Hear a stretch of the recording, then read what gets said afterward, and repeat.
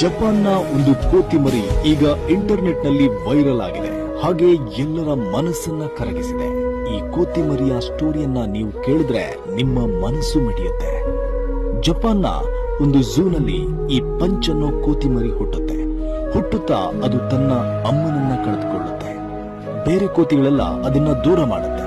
ಸಾಮಾನ್ಯವಾಗಿ ಕೋತಿಗಳೆಲ್ಲ ತನ್ನ ಗುಂಪುಗಳೊಂದಿಗೆ ಹಾಯಾಗಿರುತ್ತೆ. ಆದ್ರೆ ಈ ಪಂಚ್ ಕೋತಿ ಮರಿಗೆ ಯಾವುದೇ ಪ್ರೀತಿ ಸಿಗುವುದಿಲ್ಲ. ಝೂ ಕೀಪರ್ಸ್ಗಳು ಇದಕ್ಕೆ ಊಟ ಹಾಕುವುದು, ಆಟ ಆಡಿಸುವುದು ಎಷ್ಟು ಬೇಕೋ ಅಷ್ಟನ್ನ ಮಾಡ್ತಾ ಇರ್ತಾರೆ. ಆದ್ರೆ ಅದರ ಅಮ್ಮನ ಸರಿಸಮಾನವಾಗಿ ಪ್ರೀತಿ ಕೊಡಲು ಸಾಧ್ಯ ಇದೆ. ಉಳಿದ ಕೋತಿಗಳು ಅದನ್ನ ದೂರ ಮಾಡುತ್ತೆ. ಒಂದು ದಿನ ಯಾರೋ ಝೂಗೆ ಬಂದವರಿಂದ ಒಂದು ಟಾಯ್ ಬೊಂಬೆ ಝೂಗೆ ಬೀಳುತ್ತೆ. ಪಂಚ್ ಅದರ ಹತ್ತಿರ ಹೋಗಿ ಬೆರೆಯುತ್ತೆ. ನಿಮ್ಗೆ ಆಶ್ಚರ್ಯ ಆಗಬಹುದು, ಅದು ಎಷ್ಟರ ಮಟ್ಟಿಗೆ ಅದರ ಜೊತೆ ಬೆರೆಯುತ್ತೆ ಅಂದ್ರೆ ಅದರೊಂದಿಗೆ ಆಟ ಆಡುತ್ತೆ, ಅದರ ಜೊತೆ ಊಟ ಮಾಡುತ್ತೆ. ಬೇರೆ ಕೋತಿಗಳು ಅದನ್ನ ಅಟ್ಯಾಕ್ ಮಾಡಲು ಬಂದ್ರೆ ಅದನ್ನ ರಕ್ಷಣೆ ಮಾಡುತ್ತೆ. ಸಂಪೂರ್ಣವಾಗಿ ಬೊಂಬೆಯೊಂದಿಗೆ ಬೆರೆತು ತನ್ನನ್ನೇ ತಾನು ಸಾವರಿಸಿಕೊಳ್ಳುತ್ತೆ. ತನ್ನವರೇ ಯಾರೋ ನನ್ನೊಂದಿಗಿದ್ದಾರೆ ಎಂಬಂತೆ ನೆಮ್ಮದಿಯಿಂದಿದೆ.